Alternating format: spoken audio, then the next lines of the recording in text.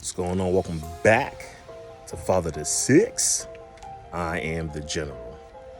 Well, I just want to talk about logic versus emotions, or should I say, emotions versus logic. I wrote a post on Instagram. I wrote a post on Instagram, and it said, "Don't allow emotions to override logic." Don't allow emotions to override logic. I know that's much easier than said sometimes, because when emotions hit. You know what I mean? It's a flood, you know what I mean? And, there's different types of emotions. You got those emotions where you upset, mad, angry, pissed off. Then you got those emotions where you happy, excited, right? Full of joy. But we can't allow our emotions to override logic. And I'm gonna give you a few examples here and what I mean by that. First off, what's logic? Logic is the lens that we use to assess, evaluate, and decide. It's based on reasons, facts, and systematic thought processes. Logic is the steady hand guiding us through the storm, providing structure and clarity in a world that often seems chaotic. Logic is the map getting you from point A to point B, bottom line, right? No matter if it's storming, no matter if it's shiny, sun out, no matter if it's whatever's going on, logic is that which guides you to the destination that you need to be at, all right? Think of emotions like weather. Sometimes the weather is hot, sometimes the weather is cold, sometimes the weather is raining, sometimes it's snowing. That's our emotions. You see what I'm saying? So don't allow your emotions, which can change often, right, to overrule logic, which is the actual map to get you to where you need to be going, right? All right. So I just wanted to touch bases on that because it's difficult. It's difficult as a kid. We already know it's difficult as kids, right? Then you become teenagers, young adults, and even as adults, seasoned adults, right? It seems overwhelming sometimes. But how do we get to a point where I'm not allowing my logic or my emotions to override my logic? I got 5 points here I'm gonna go over real quick. The first is self-awareness. Self-awareness. That means know where you at. If you pissed off right now, know that you pissed off right now. If you full of joy and excitement, know that you full of joy and excitement. But the key is self-awareness. Be aware of where you at. Where you at right now? You know what I mean? Once you are aware of where you at, that's one of the first steps. So now you know what to do. Number 2, practice mindfulness. What's that? Mindfulness is what keeps us present. It keeps us present where we at right now. That's what mindfulness is, right? So if I'm emotional in a bad way, right, or not a bad way, angry. If my emotions is angry, right, and I know I'm someplace where I can't be angry, or anger is gonna do much more harm than good, I need to notice that. I might be at work, you might be at school, right, and you can't let off your anger how you want to do it, like you do at home. You see what I'm saying? So practice mindfulness, knowing where you at, being in the current situation. Number 3, seek a different perspective. Seek a different perspective. That means talking to a trusted friend, trusted family member, a trusted colleague who is non-biased. What I mean by non-biased, right?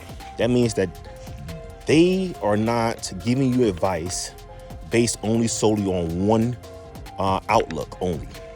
They're giving you advice and outlook. They're giving you advice based upon the entire situation. And they're going to give you advice which is going to be for the greater good of the entire situation. You see what I'm saying? A trusted family member, trusted friend, trusted colleague, trusted. What's trusted mean, right? That's another thing, because sometimes we go and we get Advice, we go in, we get input, which is advice, right? From others who ain't trusted. What I mean by trusted, someone who has demonstrated trustworthiness. What's trustworthiness?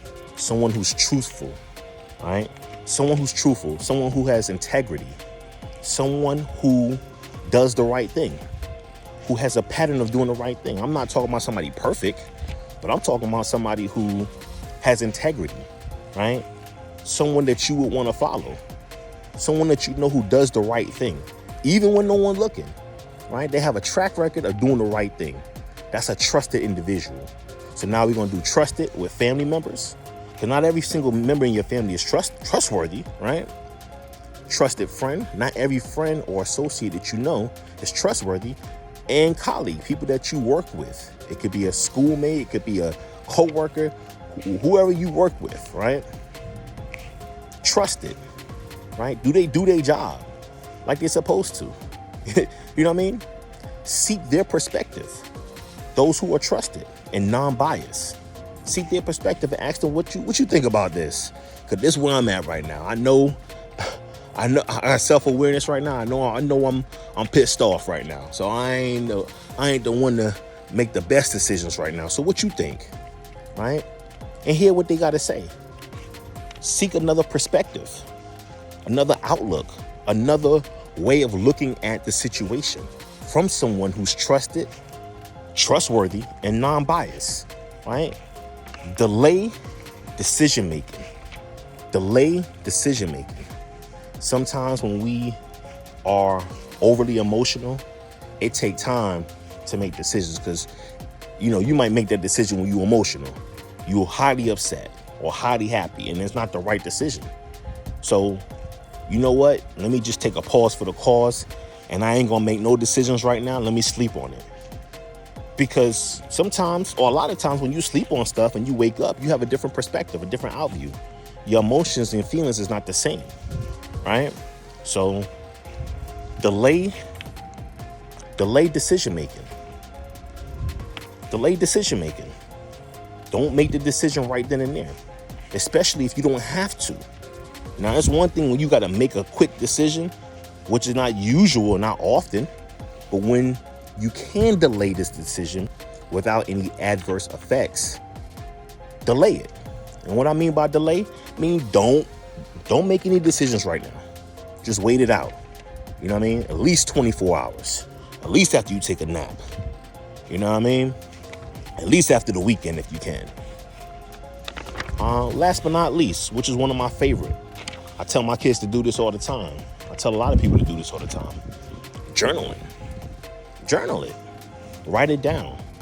That's one way to therapeutically release emotions. Right? Write it down. Write how you feeling. Write down the choices, right? The decisions that you have to make. What if I go this way? What if I go that way? What if I say yes? What if I say no?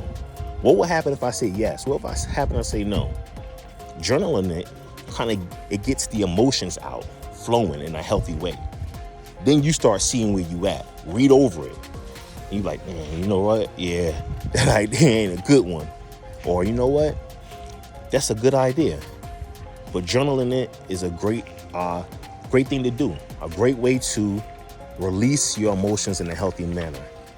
So those are 5 ways that I would suggest someone to not allow emotions to overrule logic. Thanks for watching. Leave your comments below. Like and subscribe. Father to 6, I am the general. Holla at me.